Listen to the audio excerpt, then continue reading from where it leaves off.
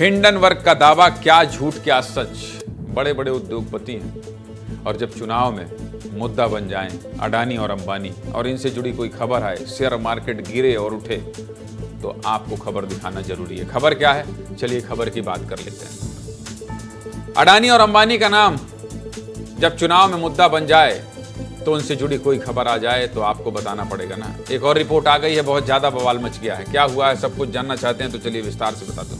किसकी रिपोर्ट आई है जानते हैं? हिंडनबर्ग की रिपोर्ट आई है। वही हिंडनबर्ग जिसकी एक रिपोर्ट से पिछले साल पूरे देश की सियासत में हलचल मच गई थी। पूरे देश की सियासत में अमेरिका की एक financial forensic research company Hindenburg research ने पिछले साल 24 जनवरी को अडानी ग्रुप को लेकर एक रिपोर्ट जारी की।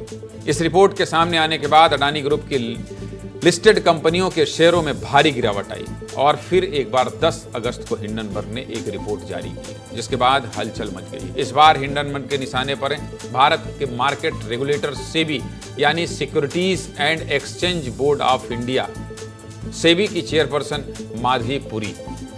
बच को लेकर हिंडनबर्ग ने अपनी रिपोर्ट में बड़ा दावा किया है। दावा क्या है बता देता हूं।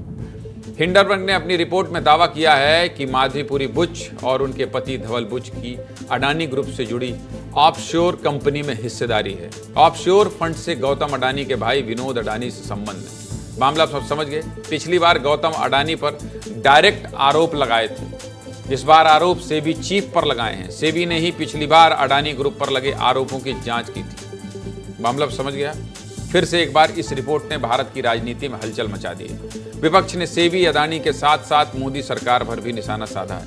सुना दीजिए क्या कह रहे हैं विपक्ष के लोग जैसे ही रिपोर्ट आने की बात शुरू हुई और रिपोर्ट आई। सुनाइए।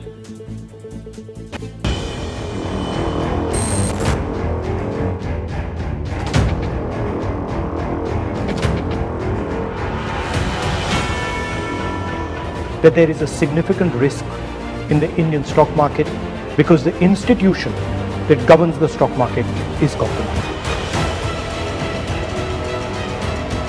तो इसमें निश्चित रूप से जांच होनी चाहिए और जब तक जांच न हो जाए देश क्या भरोसा करेगा सेबी पे। सिर्फ सुप्रीम कोर्ट ही नहीं, पार्लियामेंट में भी इसकी जांच होनी चाहिए। बात सेबी की हो रही है। हिंडनबर्ग रिपोर्ट ने अडानी की बात करी है, ऑफशोर फंड की बात करी है, अगोरा की करी है, ब्लैकस्टोन की करी है, माधवी बुच की करी है। बीजेपी को क्या दिक्कत है? अब आप बताइए, आप अपने घर की रक्षा के लिए एक चौकीदार रखते हैं तो क्या उस चौकीदार पे एक और चौकीदार रखेंगे? तभी तो राहुल गांधी ने कहा था उस वक्त चौकीदार चोर है। साबित हुआ या नहीं हुआ? दाल में काला नहीं है तो फिर उसको घबराने की के बाद क्या बात है? 8,50,000 करोड़ रुपए हिंदुस्तान के लोगों का जो डूबा है, इसके लिए कोई और नहीं, भारत के प्रधानमंत्री नरेंद्र मोदी जी जिम्मेदार हैं। सच्चाई सामने आनी चाहिए और जो गुनाहगार हैं उनके खिलाफ सख्त कार्रवाई होनी चाहिए।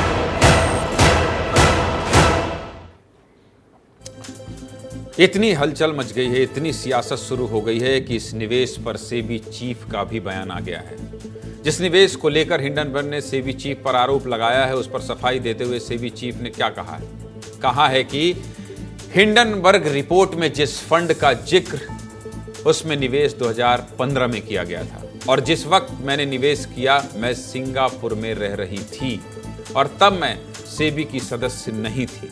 ये निवेश सेबी का सदस्य बनने से 2 साल पहले किया गया था। ये कौन बोला है? सेबी चीफ। इस रिपोर्ट के आने के बाद बीजेपी साजिश का आरोप लगा रही है और हिंडनबर्ग से कांग्रेस के कनेक्शन है, ये भी कह रही है बीजेपी। सुना दीजिए बीजेपी का क्या कहना है।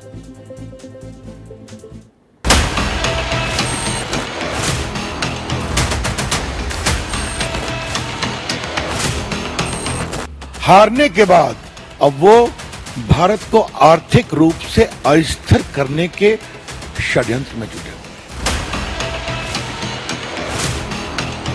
कि नरेंद्र मोदी जी के खिलाफ इतना दिल में घृणा है कि तीसरी बार प्रधानमंत्री कैसे बन गए।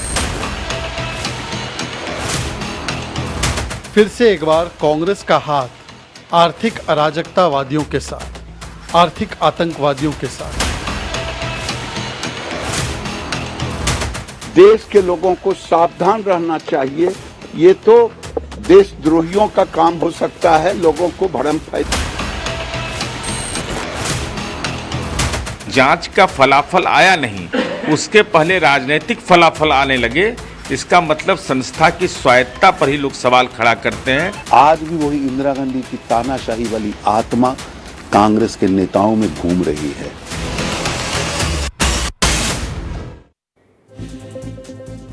विदेश की एक कंपनी, आप समझ रहे हैं, विदेश में बैठी है। सबसे पहले अमेरिका की एक कंपनी हिंडनबर्ग पिछले साल 2023 में चर्चा में आई थी। पिछले साल जनवरी 2023 में अडानी ग्रुप पर हिंडनबर्ग ने शेयर मैनिपुलेशन और मनी लॉन्ड्रिंग के आरोप लगाए। इसी साल जनवरी 2024 में सेबी और सुप्रीम कोर्ट ने मामले की जांच की और कोर्ट ने हिंडनबर्ग के आरोपों को खारिज कर दिया। इसके बाद जून 2024 में सेबी ने हिंडनबर्ग रिसर्च को नोटिस भेजा और नियमों के उल्लंघन पर जवाब मांगा। इसके बाद जुलाई 2024 में हिंडनबर्ग ने नोटिस का जवाब दिया, कहा सेबी धोखेबाजों को बचा रही है।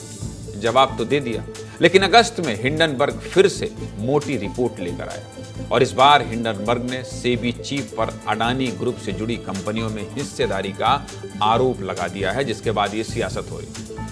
एक रिपोर्ट आने से क्या क्या असर हो सकता है जानते हैं आप? पिछली बार जब हिंडनबर्ग की रिपोर्ट आई तो अडानी ग्रुप पर कई तरह के आरोप लगे, वो भी आपको बता देता हूं। चलिए, और हम ग्राफिक्स के सहारे आपको सब कुछ बताते हैं, तो देख लीजिए। हिंडनबर्ग की रिपोर्ट में कहा गया कि पिछले 2.5 साल में अडानी ग्रुप की संपत्ति 13 गुना बढ़ी। 3 साल में कंपनियों के शेयर में 819% की वृद्धि हुई। कितने की? 819% की वृद्धि हुई 3 साल। पिछली बार जब यह रिपोर्ट आई तो अडानी ग्रुप का कितना नुकसान हुआ जानते हैं? 1 महीने के अंदर 59% की गिरावट हुई। कितने की? 1 महीने के अंदर करीब 1% कम 60% की गिरावट हुई।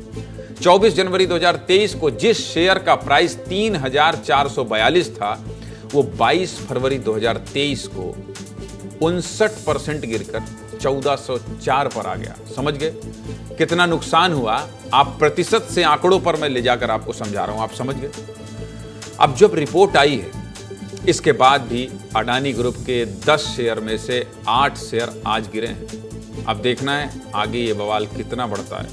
अमेरिका में बैठे हिंडनबर्ग के भाई साहब ने तो चिंगारी भड़का दी है, लेकिन भारत में उसका क्या क्या असर होगा, सीधे मुद्दे की बात मैं आपको हर दिन दिखाता और बताता रहूंगा।